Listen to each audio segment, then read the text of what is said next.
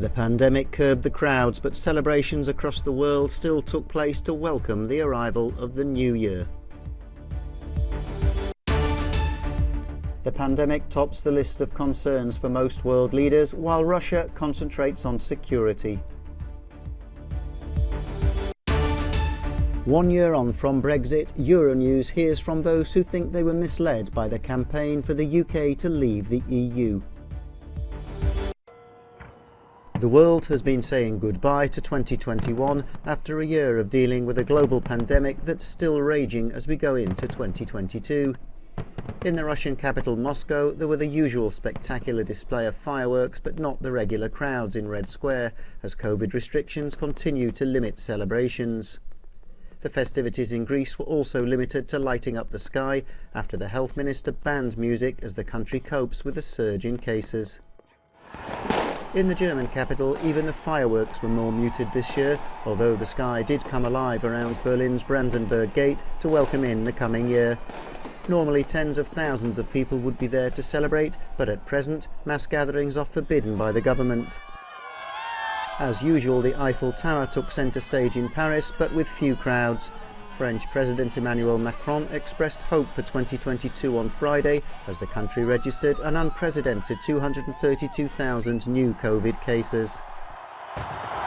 But despite rapidly rising cases in Spain, around 7,000 people did gather in Madrid's Puerta del Sol for a fireworks display, eating grapes as tradition dictates and dancing to the rhythm of the clock's chimes.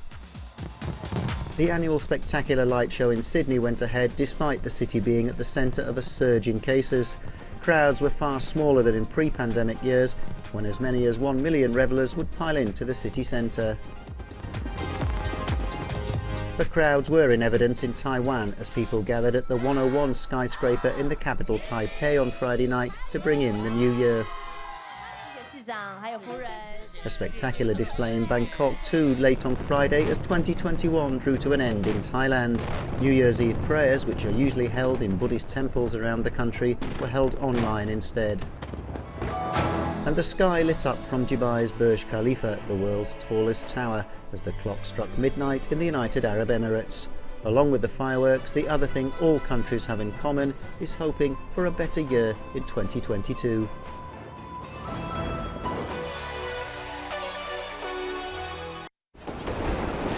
As New Year's Eve celebrations took place around the globe, world leaders were referring to the pandemic that's led to the smaller crowds this year.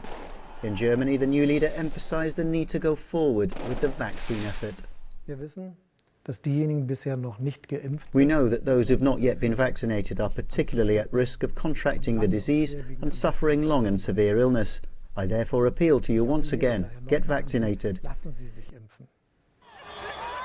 In the French capital, President Emmanuel Macron had a similar message. Vaccination is our surest ace. It strongly reduces transmission. It divides by 10 the number of severe forms of the illness. This is why, again, I appeal to the 5 million people who aren't vaccinated to undertake this simple gesture. For you, your compatriots, for our country. All of France is counting on you. And in London, the UK Prime Minister added his voice to the appeals to get jabbed. And I want to speak directly to all those who have yet to get fully vaccinated. The people who think the disease can't hurt them. Look at the people going into hospital now. That could be you. From China, where the pandemic began, Xi Jinping wanted to talk of his country's effort to stem the virus. 实现祖国完全统一 Up until now, China has provided 2 billion COVID vaccine doses to more than 120 countries and international groups.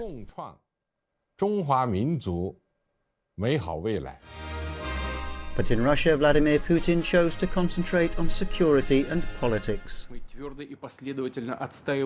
We've firmly and consistently defended our national interests, the security of the country and its citizens.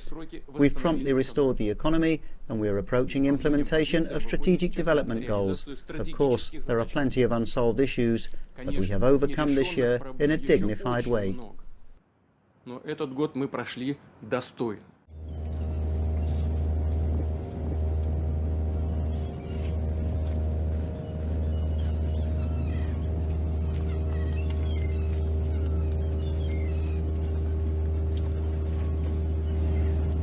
they kept bleating on that yes, the fishermen are going to get a better life, they're going to get more fish, control of our waters. So that, I believe, made a lot of people vote to come out of Brexit. And it didn't work, did it?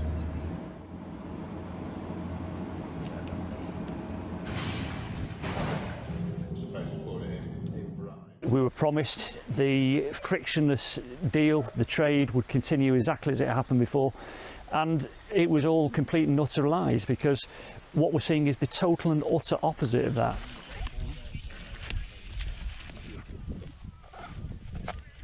The biggest issue is staff. We would have had 100, 150 people today picking, and it's just down to, what, 25 now.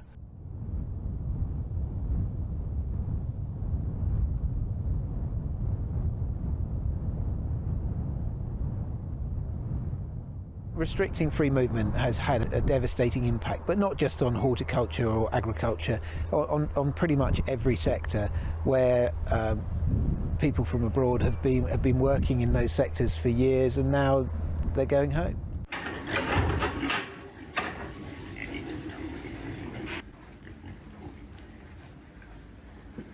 It's been a struggle, not going to lie, cause for a few sleepless nights and anxiety-filled days.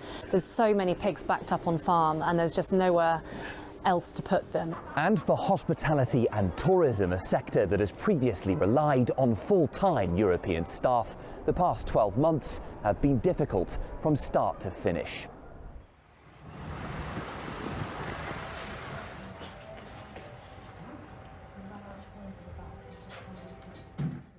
If we think this is going away next month or in a couple of months' time, it's not the case, and we're not being able to recruit out of the whole of Europe when we've been used to doing that for many years previously, really is the root of where the challenge sort of exists.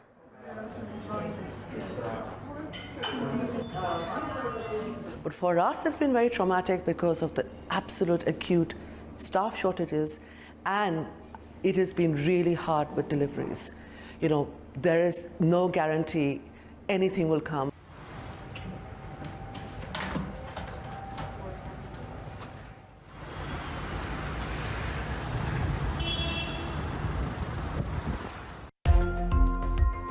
Germany on Friday shut down half of its operational 6 nuclear plants a year before the country's due to end its use of atomic power. On Thursday, Greenpeace protesters projected large text onto one of the plant's cooling towers, reading "For a Europe without electricity generated by nuclear power." The 3 plants closed were first powered up in the mid-1980s. Actress Betty White, whose saucy, charismatic charm made her a television mainstay for more than 60 years, has died aged 99. Her witty style gave life to a plethora of quirky characters for more than half a century. White also won 2 Emmys for her role as Sue Ann Nivens in The Mary Tyler Moore Show.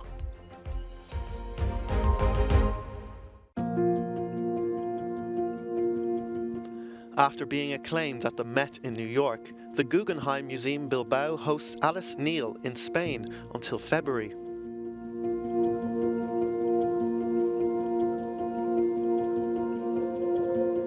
Neal is renowned for her freedom and frankness in dealing with sex and her own sexuality as a woman.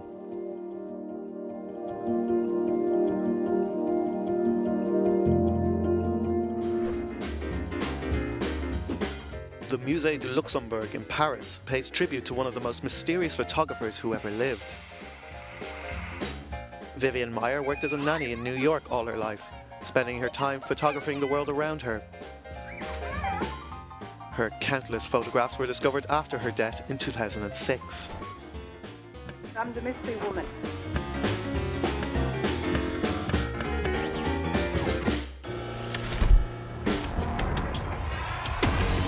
Zhao Fei's Supernova exhibition is rich, complex, technological, and visionary.